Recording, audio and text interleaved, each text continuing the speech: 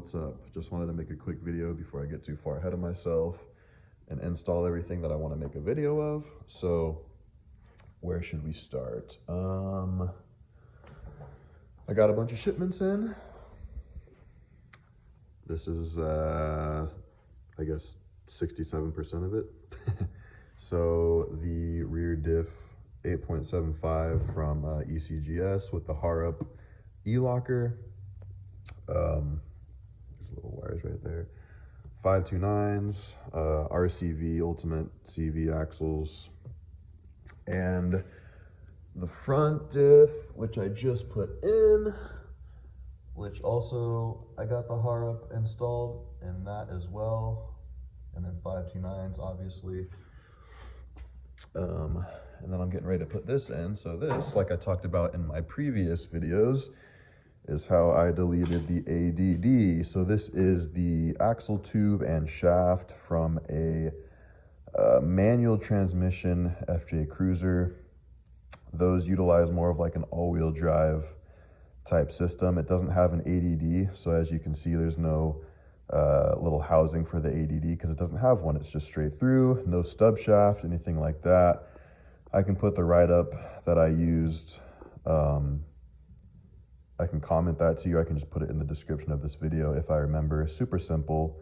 Parts were like $250 to $300, I think. This is a new, obviously, axle tube, new shaft.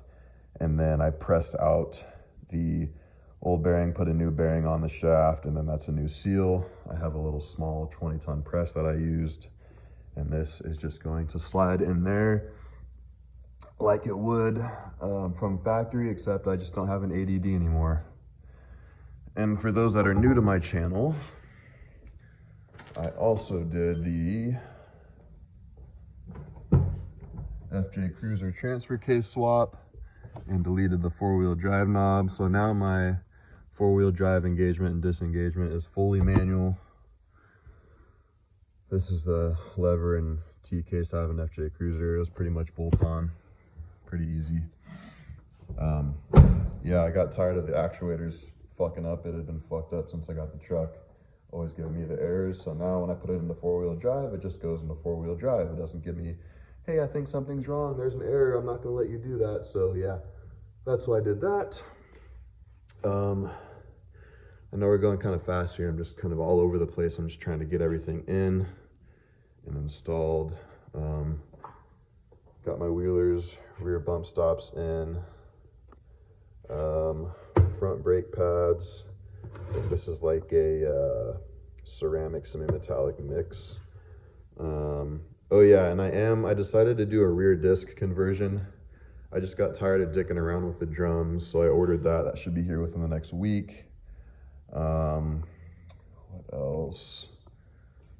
Oh yeah, I'm dealing with this right now. Part of prepping this for the disc conversion is knocking these bolts out, and they were so rusted in there that they got stuck. So I ordered a cobalt drill set. Hopefully I'll be able to drill those out.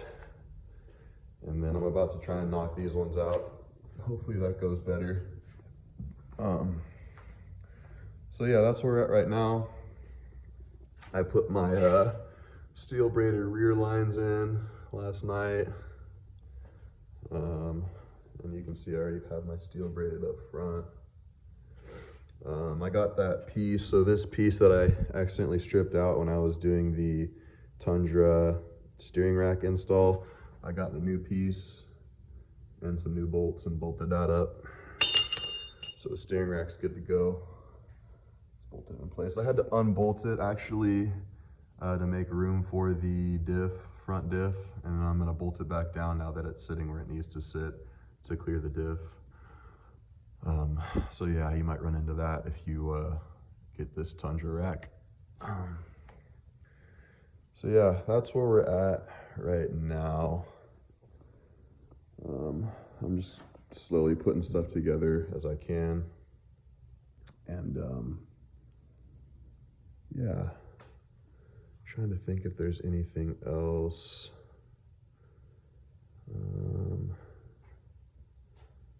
I don't think so.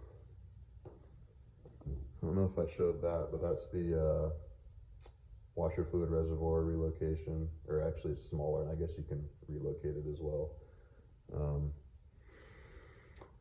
Yeah, but I think I'm gonna end it here. I just wanted this to be a quick update. I didn't want to just get it all done and then show a video like, hey, it's done. This is where I'm at right now.